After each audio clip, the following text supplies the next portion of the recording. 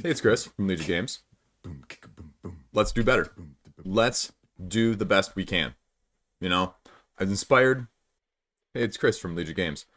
Let's talk Kickstarter, as always. My favorite topic of them all. Now, the end of April is already sort of upon us. It sort of crept up out of nowhere. So what we're going to be doing now, this time, is we're going to be talking about what you need to know for Kickstarter games coming in May. Now, this has been a big hit, and I love doing it. So this is going to be the 5-ish games that are highest on my radar, for whatever reason, coming that we know of in May.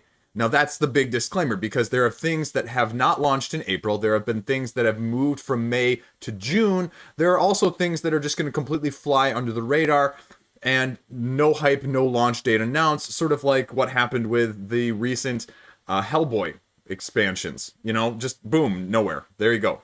So, now I say 5-ish because I got a couple honorable mentions that I want to throw in there of note, because obviously our tastes are all different. So the important ones for me may be a little bit different for you.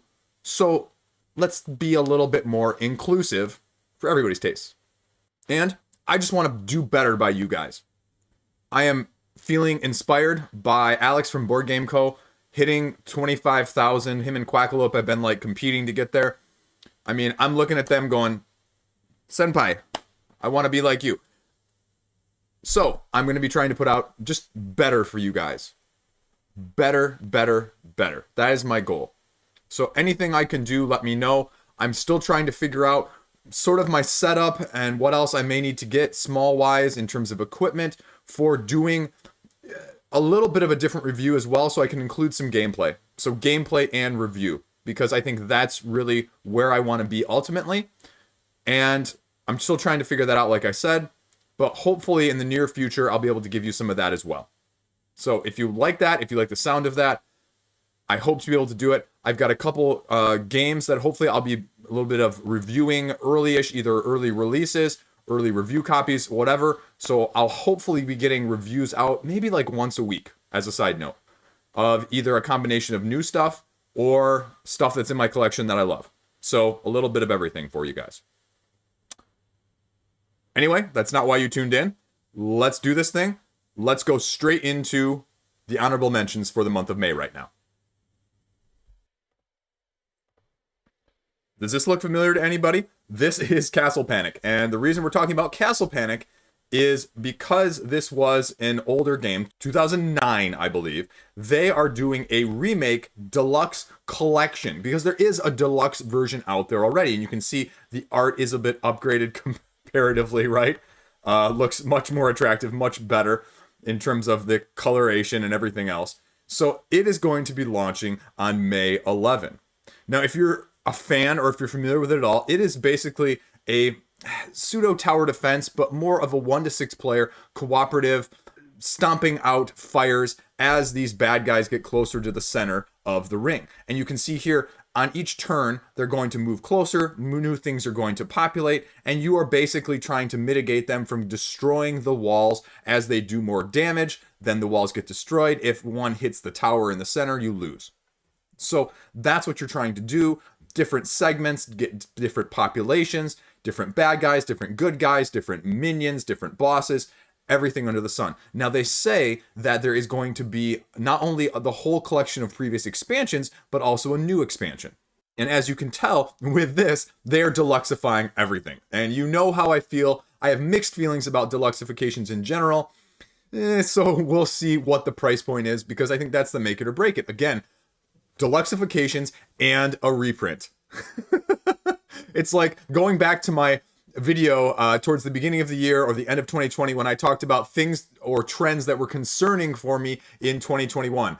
2 birds, 1 stone right here. We'll see what it does to the price point, which maybe even is a 3rd bird with 1 stone. So the new expansion is Crowns and Quests.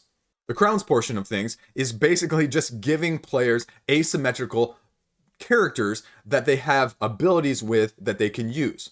The quest is, well, just what you would expect quests to be, right? Gathering magical artifacts, finding ruins or artifacts elsewhere, or even they say teleporting the castle to safety. Now, if you're not familiar with the other expansions, though, there are several other expansions. The Wizard's Tower gives you access to powerful spells as an ally in order to fight off the monsters, but it also introduces tougher monsters in sort of a way to mitigate it.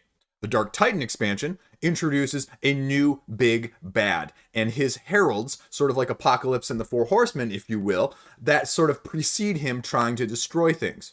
It also adds, on your side of things, support tokens and the Cavalier. Engines of War is the third expansion already released. This allows you to add a more of an engine building scheme of things, allowing you to spend resources assigning tasks to the engineer in order to help you out. What does he be able to build for you? Weapons, traps, but in order again to balance what you're getting, the bad guys are getting stuff in the form of siege engines and new armies. So everything is adding a little bit. Everyone probably has their own personal favorite or balance issue. It's all out there. So it's going to be launching. It's going to be a high price point if everything is truly deluxeified. I'm guessing by the fact that they're bundling it all, everything is going to have new art. Everything is going to be brand new. Is it going to be that much different? How are they going to change it? Are they going to change a lot of the rules? Are they going to streamline it? What are you going to look at and what are you going to see? Is this, again, like all of the other stuff that's been reprinted this year so far, is it going to make you replace your old copy and get a new copy? Or is this game well enough standing in the test of time that you are going to be wanting to pick it up compared to all of the other innovative, cooperative types of games of this ilk that have come out more recently? Does it stand up? I personally have played it a few times. I'm not the biggest fan of it, to be honest with you. And I say that as a person who likes, difficult cooperative games. For some reason, it doesn't click with me. But will it click with enough people? And how will it look in the end? How will it be received? So that's, just by the sheer presence of it, why it's honorable mention number 1. Next up is honorable mention number 2. Now this one falls a little bit outside the normal realm of things I cover, but because it looks so cool and because it's sort of miniature tabletop based, I'm going to talk about it here. And that is the Eldfall Chronicles. Now it's more like Corvus Belle's Infinity skirmish type game rather than a dungeon crawler, if you will. Now, again, this may appeal to some people, this may not appeal, but the art already is just fantastic. So what is it, though? Apart from just being your generic skirmish fantasy type game. What you're doing is you are drafting a certain number of points, creating your own war band, going up head-to-head against another player's war band, anywhere from 3 to 10 models. There are specific objectives that you're going to be trying to accomplish, whether that's taking over certain territory, killing a certain number of guys, or whatever else they have in store. There are going to be choke points, there's going to be the use of terrain, and there's also going to be the use of a D20. There are going to be 4 factions at launch, each with their asymmetric abilities, strengths, and weaknesses. The Sand Kingdoms, the Empire of Soga, the Coalition of Thenion, and the Hellion League. They say it's going to take about 60 minutes once you know how to play a typical game. Now, they say there's a 1v1, like I mentioned, but there is also a 1v creature, or game, if you will. Like with all, they say, well, you can do other modes, 2v1, 3v1, 2v2, but those 2 cores are going to be by far and away the best balanced, most explored, most playtested. Common themes like initiative, action points, and resources in drafting are going to be core to this gameplay as well. Here is sort of what you're looking at in terms of what a faction may look like. Now, different units in different factions are going to cost a different amount of resources or points to draft in the first place, and they're going to be strengths and weaknesses, obviously. You can see a little bit of more of the artwork here, and it gives you just a nice glimpse of what you're going to be sort of in for. Here is a sample of what one of the cards from one of the factions looks like. So you can see sort of the traits, all of the stamina, and the other abilities in the center, as well as the abilities and the recruitment costs and the keywords on the right side. Now, this is sort of the overhead, is you can see all of these keywords that are there, but they give a little bit of explanation, but you're obviously going to have to know what they are in the crux as well in the first place. So either way, like I said, I thought this was worth talking about. It's going to be on your radar. It's going to be a miniatures heavy game with skirmish, so I thought I'd mention it as honorable mention number 2. And the launch date for that is on May 18. Now, let's get on to the main attractions here. Hoplomachus Victorum. This is Chip Theory's game's latest iteration of their one-player Coliseum-esque 1v game, heavy chip-based tabletop skirmish game. What do you need to know about this game? Well, again, like I mentioned, everything in this series is solo solitaire, as opposed to many of their other offerings, which you can play solo, but usually it's a 1 to 2 player experience, even though they say you can do some of their other games, Too Many Bones, Cloudspire, that sort of thing, as a 3 or 4 player game. I think most people would agree the sweet spot is really 1 or 2. And this one just takes the series as well into a new direction. They say focus is going to be heavier on heroes, as well as sort of a campaign, which is something new, I think. So how the art ties in here is Mount Vesuvius is exploding, magic is used to stop it, but that enrages the god Pluto. Pluto is unleashing other higher calamities, and you as heroes are having to step in and deal with the ramifications that are being unleashed upon you. This is highly rated, and also, I believe, even underrated as a solo experience. I see it highly regarded in that realm. And I know a lot of you also like solo games, especially in the pandemic now. They're raising money on Kickstarter like I haven't really seen before. Granted, I wasn't paying attention too much before I started the channel, so I can't really speak if that's true or not, but you know you're going to be getting a quality product. You know that the lineage and the previous iterations of this game have been very solid in terms of the gameplay. It's just, again, with several of their later releases, the price point, just like all of the other things, like I mentioned in Castle Panic, just seems to be going up. And will this follow the trend? What is going to be a reasonable? Because as a solo gamer, you know, how much are you also willing to pay on something like this? You're paying for premium, but you're gonna pay. So, pay you will if you check it out when it launches also on May 11. Another one that's caught my eye for the month of May is Ice. Ice is launching at the beginning of the month on May 4. Now, let me tell you, trying to find a game on Board Game Geek that is titled Ice is not very easy. It's sort of like searching the game. So, anyway, here it is. I'll throw the link in the comment section below so you don't have to do what I did. Ice is a game based on the Ice Age, where you are archaeologists during that time exploring the layers of ice. Sound interesting? No? Well, hang with me. 1 to 5 players, 1 to 5 layers of ice. First one, 2, 3, 4, and then 5 being the basement. But as you go down, better stuff awaits you. Want to know more? Here's the rulebook as linked from Board Game Geek. 1 to 5 players, 90 minutes. Now, it's got a worker placement element, and the game goes until somebody uncovers a tile on the very bottom 5th layer.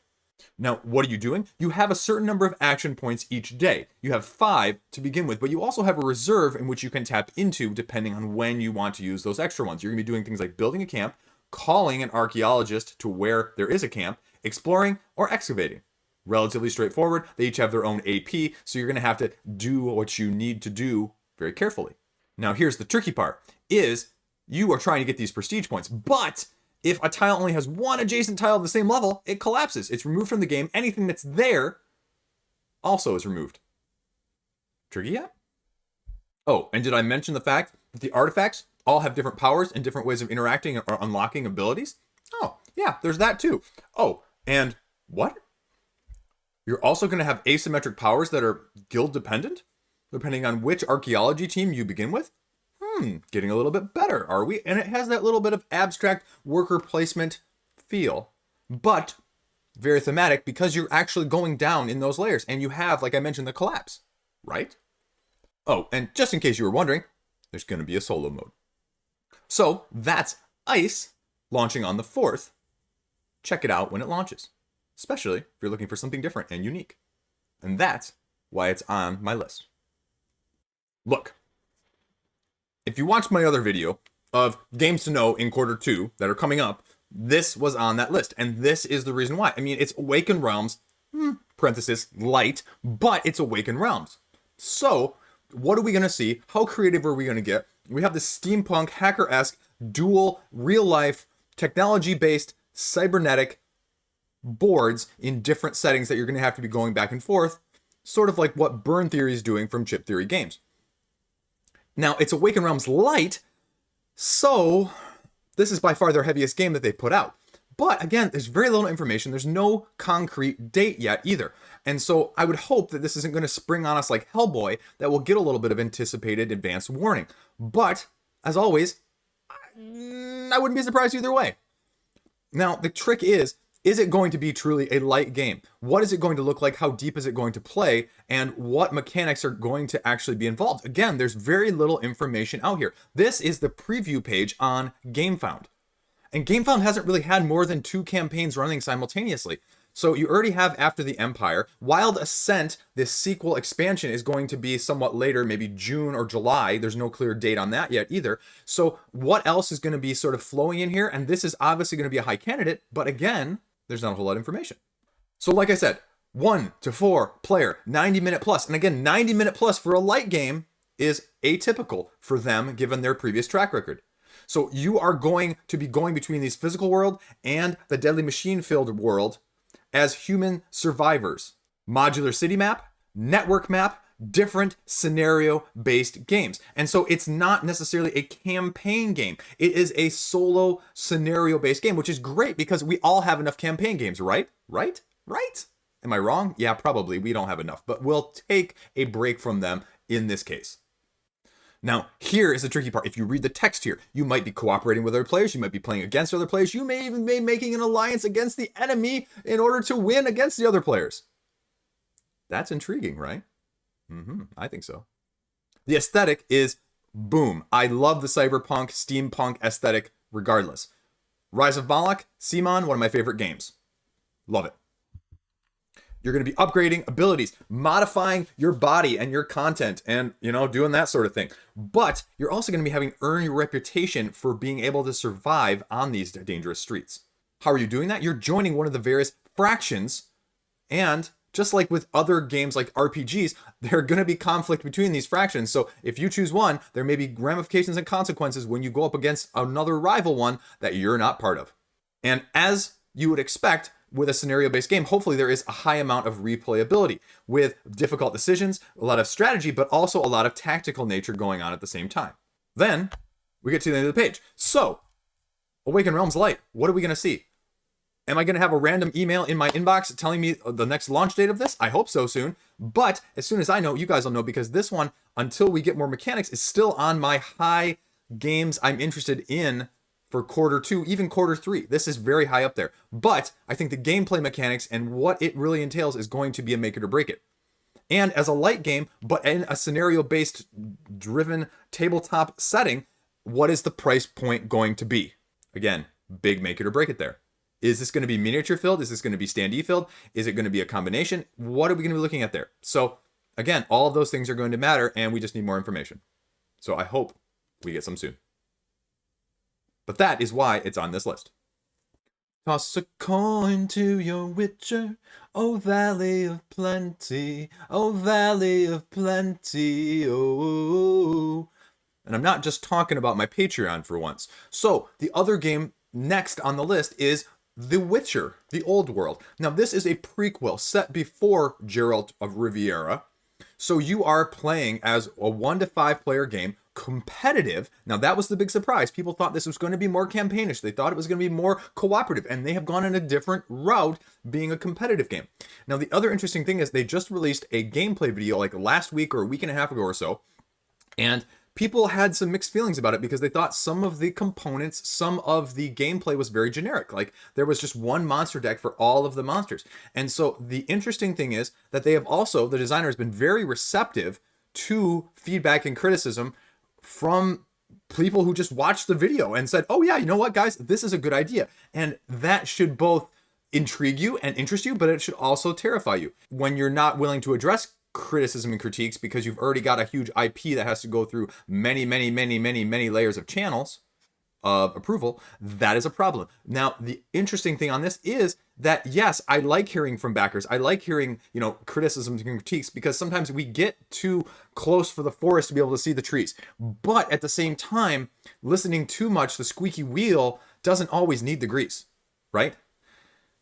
It's one of the reasons I sort of backed off on the other previous game, Age of Atlantis, which was really intriguing to me, especially as a non-worker placement person. But they changed the game so dramatically from the beginning of the Kickstarter to the end of the Kickstarter that I just was left feeling unsure of what the game was actually going to look like and how it would be able to be balanced, and just so much moving parts, literally and figuratively, within the design element. And that is a little bit of what worries me because this is supposed to be launching this month. And if you're still taking that amount of feedback prior to it even launching, like, part of me says, delay it for another month or two, right? You know, I much prefer the approach that Level 99 took and is taking now with their games. I mean, Bullet was basically ready to send off to the printers when they launched the campaign, which made a faster turnaround, which made, you know, say what you will, a more positive product in terms of what it was going to be at the end. And that would be my big fear with this. Going back to what it is, though, it is a time when monsters roam, and you are slaying monsters. You are a witcher slaying monsters, trying to achieve the most kills, trying to complete the most quests. They say there's going to be a unique deck building-esque mechanic in terms of weapons, abilities, magic, that sort of thing, in order to customize your witcher. In order to, obviously, then create combos to outclass your fellow witchers. Now, the other thing I saw in the comment section is that there's dice poker as an element. And that was, again, it's going to be divisive whenever you throw poker into a game. And it is a race in the sense that the first one to get a certain number of pelts, trophies from these monsters is going to win. And they say that it can be adjusted anywhere from 4 to 6, depending on, I'm assuming, what is going to be the game length.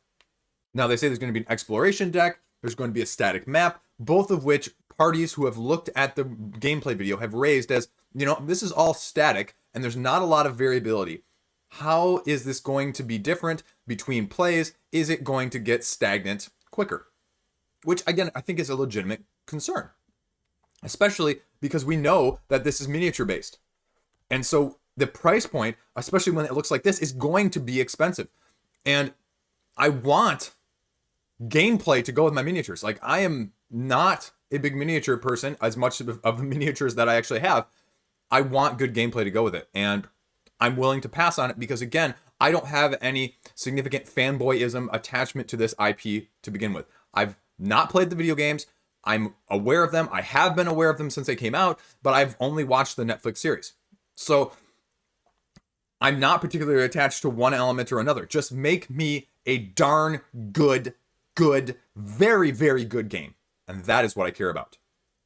That is how you'll get my money. But it's got to be really good. Because, again, as someone else said in the comment sections earlier this week on one of my other videos, it is a, how does this compare? How does this stack up? How is this different than the other games of this ilk, competitive race to a certain number that I have in my collection already? Especially if the price point is going to be triple digits. You better be doing something out there in terms of the mechanics, in terms of the gameplay, that is better than stuff that's already there. But we'll see, hopefully when it launches sometime later this month, in May. Now I'm going to cheat here at the end. I'm going to give you sort of a half and half.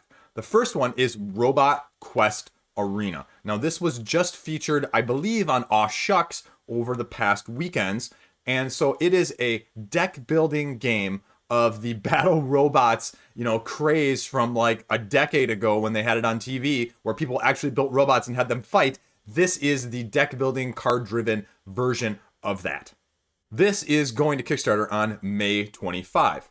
Now, why else am I talking about it? It's from Wise Wizard Games, the recently rebranded White Wizard Games. So you're going to be getting a product from someone who knows how to do a thing or two with the deck building genre in the first place. Cough, Star Realms, cough. So it'll be interesting to see what they can do with a completely different premise. And I mean, what's the price point going to be? Again, how many of these are you going to get? What is the replayability going to look like? What is the variability going to look like with a deck building game like this? It is a smash other people's robots until you have the most points at the end. If you want to see more, go check out the Aw Shucks videos from the weekend. The other half of this half is also launching on May 25. And that is Quest's Heroes of Sorcado. Why am I bothering to talk about a game you've never heard of? Well, because I think it's doing hopefully something a bit unique. It's a 1 to 6 player RPG-esque, card-driven, fantasy quest-style game. 60-page campaign book, 140 pages of additional content, side quests, and adventures. ability to upgrade your character through cards as well as a tiny bit of dice, it sounds like. Color me intrigued, right? The rulebook is on Board Game Geek. It's launching on the 25th, so we'll get a little bit of time to see what it's like. And I say this partially as self-promotion. They're sending me a copy so I can test it out to see what it actually looks like and whether or not I'm going to like it. So hopefully I can even put out a video later this month before the Kickstarter launches. Now again, just like with the other things I mentioned in this list, the question is, how is this going to compare to other stuff that is out there? Now this is card driven, it seems like. So is it going to be a little bit easier in terms of overhead? Is there going to be as much to manage? Is it going to flow very easily? Is it going to do something like I just mentioned in the other games better than stuff that is already out there, already in my collection? And that is what I need to see in a genre filled of fantasy campaign style games. And in this case, I'm probably gonna have a hands-on test to be able to tell you firsthand. So there you go. Quests, Heroes of Sorcado. So there we go. Bunch of other small things going. I was going to include the On Mars expansion before it got delayed until July. There's also a couple other Euros, the expansion for Paris, Buru, which got delayed, the expansion for Maximum Apocalypse. You know, who knows what else out there, right? There's always stuff that pops up out of nowhere.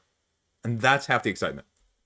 So, as always, I mean, frankly speaking, compared to June, compared to April, I don't really see as much that's really intriguing to me in May. And that's a blessing curse at the same time, right? So we'll kind of see what else pops up, what else shows up on the radar, and what else shows up, on the shelves or on the gameplay. Because like I said, I'm going to try and get some gameplay done. This is going to be a challenge. I have no clue how I'm going to do this yet. I have no clue how it's going to work out. It's going to be an adventure, right? Don't look at the beginning adventure of this channel, though. That is an adventure not worth remembering at this point. But we're here, so let's go from there. As always, thank you so much. I am trying to just be able to give you guys more information and more information and more information. And the more of you that are willing to subscribe to me, to show and to click to all the other publishers and content creators and just everyone out there that you like what I'm putting out and I'm worth, talking to, I appreciate it, as always. That is the biggest thing you can do for me. And I am just so grateful that I'm even at this point, to be honest with you. I, again, never thought I'd be even anywhere close to this. I'd like to do some collaboration in the future, so we'll see what happens on that side of things. I'm very shy, anxious about that side of things too, so it might not happen for a while as well. But in theory, I like to talk about it from the loneliness of my basement. So, as always, thank you. Have a great day, and stay classy out there.